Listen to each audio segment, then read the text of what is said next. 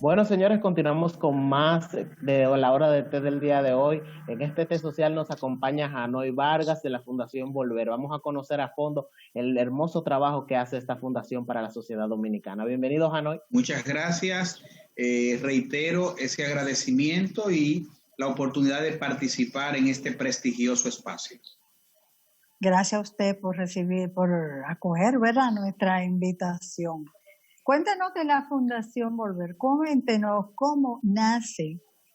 Primero es una clínica, vamos a decir, conductual. ¿Cómo nace esta clínica y la fundación? ¿Qué los motivó? Bien, nuestro centro de salud nace basado en una experiencia que tuvimos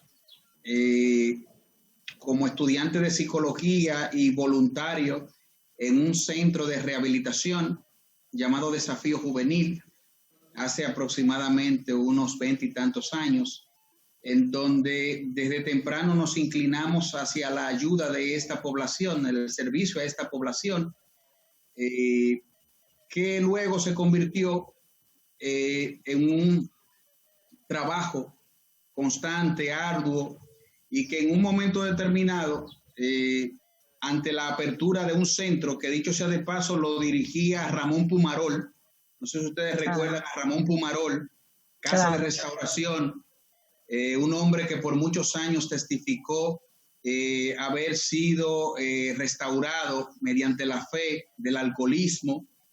Él aperturó un centro, le hablaron de mí, me solicitó la participación, con él estuvimos colaborando unos 4 años y ya luego entonces conceptualizamos la idea de Volver y lo extrajimos el nombre del texto bíblico del hijo pródigo.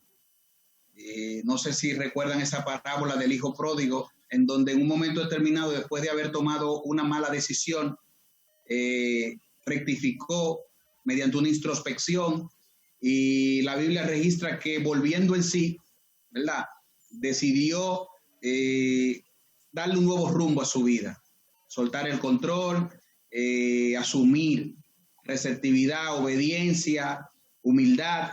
Y entonces, básicamente nos gustó el concepto de Volver porque realmente en el trabajo de las adicciones, que fue con lo primero que comenzamos, nos dedicábamos a ayudar a que las personas volvieran en sí, porque las adicciones secuestran y crean un impacto negativo en los patrones de comportamiento que afectan la salud del individuo, afecta a la familia, afecta a la sociedad. Y cuando la persona tiene la oportunidad de reflexionar sobre ese estilo de vida y suelta el control, se deja ayudar, es una manera de comenzar a volver en sí. Nosotros trabajamos eso, ayudar a que las personas vuelvan en sí.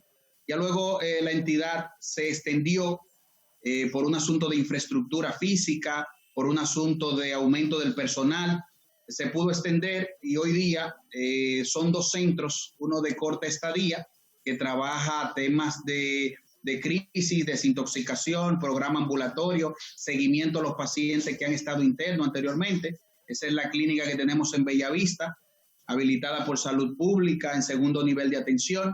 Y tenemos otro centro de salud en San Pedro, que es una granja, una finca, en donde los pacientes están al aire libre, en donde los pacientes tienen muchas actividades terapéuticas, algunas de ellas complementarias. Le había dicho clases de ajedrez, de música, tienen clases de ejercitación para relajación, de deporte, y básicamente es un ambiente bien acogedor y está considerada como una de las mejores infraestructuras desde el punto de vista físico en el país para desarrollar programas de salud mental.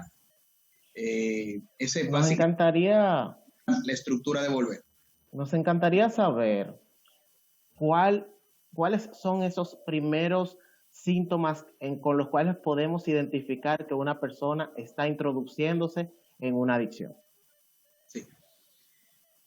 Bueno, en el orden de las adicciones podemos decir que en cuanto a su uso, podemos clasificar el uso de drogas en 3 aspectos: el simple uso, abuso y dependencia.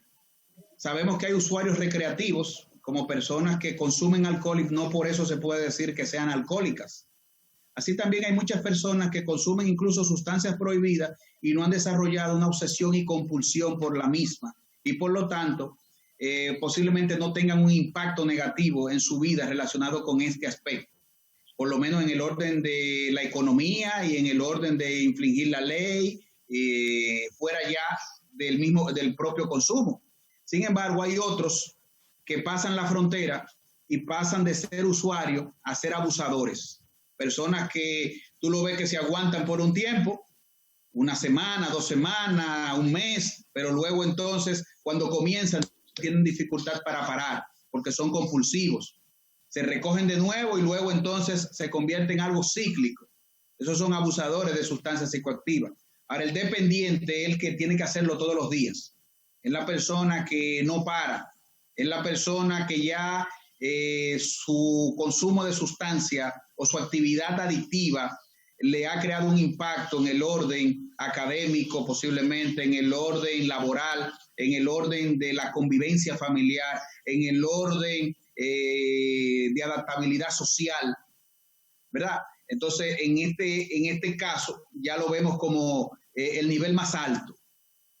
Y tanto para uno como para el anterior, posiblemente se necesiten procesos primero de internamiento para manejar el síndrome de abstinencia, para estabilizarse y luego entrar en una fase ya de adaptabilidad social. Esos son básicamente más los procesos en ese sentido. Señor Vargas, por ejemplo, cuando lleva internamiento, ¿qué pasa con la familia de ese, vamos a llamarlo enfermo, que ya pasa a ser un dependiente, porque ha estado dominado por él y han estado todo el tiempo moviéndose al lado y quizás sufriendo las mismas consecuencias por la situación que están atravesando? A la vez se les da una charla, se ayuda a la familia para que pueda después, cuando él salga, o esa persona salga del internamiento, pueda llevarse como la vida familiar más armónica, mejor, que colabore a favor del enfermo. No sé si me doy a entender. Es una pregunta esencial cuando estamos hablando del tema y muy importante, porque en el tema de las adicciones, porque es una especialidad de la atención de las adicciones, se hace imprescindible incluir la familia dentro del esquema de tratamiento. Es imprescindible porque en el orden familiar se ha generado posiblemente una disfuncionalidad. Tenemos problemas de codependencia, tenemos problemas de facilitación del comportamiento adictivo, tenemos problemas de que hay amor pero no hay límites. Entonces, esa disfuncionalidad necesita ser trabajada con tanto énfasis como el tratamiento que se le da de manera ya particular al paciente que ha sido internado. En este caso, nosotros tenemos un programa psicoeducativo para la familia en donde se maneja una información que ayuda a que se pueda conocer esto como una enfermedad, romper con la estigmatización, que se aprenda a manejar sentimientos o a contrarrestar sentimientos de miedo, culpa, vergüenza, que son los que muchas veces llevan a que la familia necesite tener control de todo, vivir a través del paciente, dónde tú estás, en qué tú andas, no salga. Es decir, toda esa alteración emocional genera un cambio bioquímico en el cerebro y por lo tanto crea una forma de adicción, porque las personas no son adictas a sustancias externas, necesariamente a actividades externas, sino a cambios bioquímicos que generan esa actividad, que a fin de cuentas te crean a ti misma la adicción. Hay gente que se siente de alguna manera adicta a sentir dolor, a vivir en incertidumbre, a vivir en ansiedad. Cuando tenemos una persona adicta al trabajo, es adicta a la adrenalina, es adicta a la necesidad de control, al hecho de sentirse imprescindible. Entonces, todo eso son realidades internas a la que las personas se aferran y luego cuando para todo se sienten en un limbo. Por eso cuando tú le quitas al familiar, la persona con problema de adicción, el codependiente se desespera, quiere mantener el control, no sabe lo que le está pasando, no se siente normal. Hay que esperar un tiempo que se desintoxiquen incluso psicológicamente para que empiecen a sentirse normal, para que entiendan que la tranquilidad y la paz debe de ser lo normal, no la incertidumbre de vivir a través de la persona con problemas de adicción. Entonces, se hace necesario trabajar con ellos, entender la enfermedad, identificarse con las cosas que lo han afectado, es decir, entenderlas y básicamente llevarse de las directrices y las sugerencias para poder ordenarse. Nos encantaría, señor Vargas, saber qué tiempo toma un programa de recuperación en esta fundación y centro de reeducación, vamos a decirlo así, psicológica, Volver. Sí. Eso va a depender del tipo de paciente, de la patología, porque hay pacientes de corta estadía que el objetivo es estabilizarlo, sacarlo de la crisis y adentrarlo en una fase de conciencia de enfermedad y de responsabilidad con respecto a su en cuanto a tomarse la medicación y seguir las prescripciones médicas y asistir a las actividades terapéuticas. Ese es un paciente de 10 días, 15 días o un mes como máximo.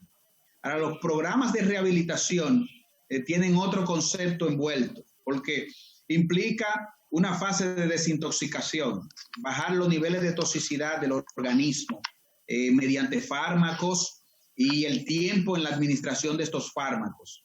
Después que tú los estabilizas porque los desintoxicas, entonces viene el proceso de la deshabituación, en donde se trabaja para que el pensamiento de consumo, el deseo de consumo disminuya, ¿verdad? Y no sean tan obsesivos los pensamientos relacionados con, que adquieran herramientas, que comprendan su enfermedad, que manejen, ¿verdad?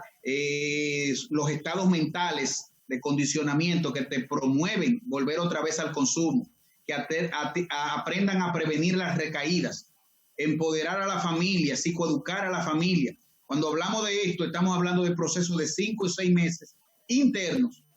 Y después entonces viene un seguimiento ambulatorio. Déjeme decirle que en Volver tenemos el programa más corto en este sentido, porque en la mayoría de los centros estamos hablando de 1 año y 6 meses internos, estamos hablando de 1 año y 3 meses internos, y nosotros lo que hacemos es que combinamos una parte interna y otra parte ambulatoria. Y después lo dejamos incorporado a actividades de grupo, dinámicas de grupo, exámenes, pruebas doping aleatorias y acudir a terapias individuales cuando tengan la necesidad. Eso es después del año. ¿Por qué hay que hacerlo así? Porque la patología de las adicciones, según la Organización Mundial de la Salud, es una condición de salud. Es decir, usted no puede llevar un cerebro a ser como antes de las adicciones, ¿verdad? Es decir, después que una persona es obsesiva y compulsiva, su cerebro está afectado y no puede volver otra vez a consumir sustancias psicoactivas, porque entonces se revitaliza la adicción y vuelve otra vez a ser obsesivo y compulsivo con ella. Por lo tanto, la recaída es una posibilidad y para ellos el individuo se retroalimenta. Por eso existen las reuniones de narcóticos anónimos, de alcohólicos anónimos, donde la persona puede pasarse la vida entera frecuentándola y testificando de que se mantiene sobrio y alentando a otros para que sigan, porque es una condición de salud. Bueno, Janoy Vargas nos ha acompañado en el día de hoy, el tiempo nos traiciona. Tenemos el compromiso de volverlo a invitar para seguir desarrollando el tema en una segunda parte. Pero ¿y dónde llamar que comparta para dónde están ubicados, dónde llamar y dónde pueden encontrar el Centro Volver? Bien, nos pueden ubicar al 809-534-6002 y volver.com.do. Volver.com.do es nuestra plataforma virtual y para mí, vuelvo a reiterarles un eterno agradecimiento y estamos prestos como profesional para cualquier tema vinculado a la pandemia y vinculado a la realidad de incubación de problemas de salud mental que vive nuestra sociedad, porque no es el COVID que se está incubando nada más, son problemas de salud mental que si no se atienden con políticas públicas certeras, dentro de 4, 5, 6 meses vamos a ver una situación muy lamentable en muchos dominicanos. Entiendo que sí, porque la pandemia va a ser parte de eso, de provocar eso. Eso Señor Janoy Vargas, muchas gracias por la placer. visita. Ya le llamaremos de nuevo para que nos visite y seguir hablando de todos estos temas interesantes. O sea, Un muy abrazo agradecido. virtual ahí entonces. Amén, amén. Vamos a un corte comercial, señor director. En Volver queremos acompañarte. Por eso, hoy te presentamos nuestro nuevo proyecto de contenido audiovisual con el objetivo de informar y educar a nuestra creciente comunidad digital. Nuestro grupo de especialistas desarrollarán contenidos psicoeducativos en temas que serán de tu interés. Saludablemente. Desde esta ventana, nuestra intención es promover la salud mental. Socialmente. Analizaremos contigo fenómenos conductuales desde una perspectiva psicosocial. Destacadamente. Contaremos historias de gente que, como tú, ha querido ir por más. Interesantemente. Entender cómo funciona la mente humana podrá ayudarte a comprender tu realidad. Juvenilmente. Nuestro propósito es orientar a las nuevas generaciones en los temas complejos propios de la adolescencia y la juventud.